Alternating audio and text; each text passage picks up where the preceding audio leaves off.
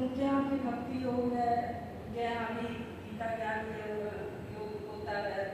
उनके श्रीला प्रभुपाद का वो काफ़ी बड़ा व्याख्या भी है गीता के 18 अध्याय में। लेकिन उसकी व्याख्या अगर हम ओशो को पढ़ने के बाद पढ़ते हैं तो हमें डाइजेस्ट नहीं होता है वो।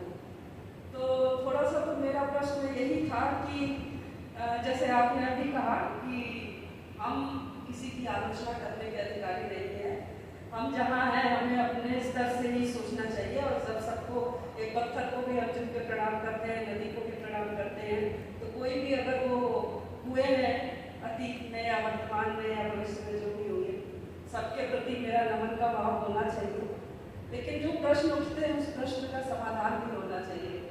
तो उनके जो गीता ज्ञान या जो श्रीला प्रभुपाद ने जो व्याख्या की है गीता के 18 अध्याय की, उस व्याख्या में और जो ओशो की व्याख्या में मुझे मूलभूत कुछ ऐसे चीजें दिखाई देती हैं जो हमें अपनी बुद्धि को नहीं समझ में आती। हो सकता दोनों को थोड़ा सही हो, तो थोड़ा आप इस पर प्रकाश डालने का करें ताकि हमें समझ में आ सके कि उनका जो ज्ञान योग, भक्ति योग या कर्म योग, तीनों वहाँ भी है, तीनों ओशो ने भी बताए। लेकिन फिर भी बहुत सारे ऐसे भेद हैं। लेकिन ओशो को पढ़ने और समझने के बाद, जैसा कि वो स्वामी जी ने भी पहली बार कहा था कि गणेश जी का ये है, तो ठीक है, बात है, संसार में जो चल रहा है आदमी, ओशो ने यही कहा है कि जानने के बाद आप मानिए, उससे अंधविश्वास और पाखंड और ये निर्मित नहीं होगा।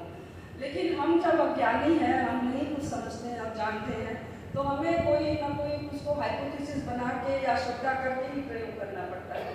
तो वहाँ तक तो ठीक है, लेकिन प्रयोग अगर काफ़ी समय तक कर लिया, उसके बाद भी वो चीज़ अगर हमें नहीं समझ में आ रहा है, डाइजेस्ट नहीं हम कर पा रहे हैं, तब क्या करना चाहिए? तब तो हमें मजबूरी में कहना पड़ता है ना कि ये मतलब अगर ओशो का समर्थन उसमें मिल जाता है तो थोड़ा हम अपनी बातों को और कॉन्फिडेंस के साथ समाज के सामने, सोसाइटी के सामने रखते हैं। हो सकता है हमारी बुद्धि में नहीं वो चीज़ आ रहा है।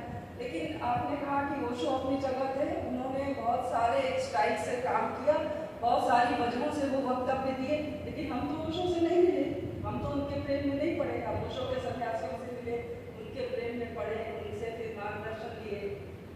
तो जरा सा मेरा यही था कि श्रीला प्रभुपाद के ज्ञान योग, भक्ति योग, कर्म योग में और ओशो ने जो हमें बताया है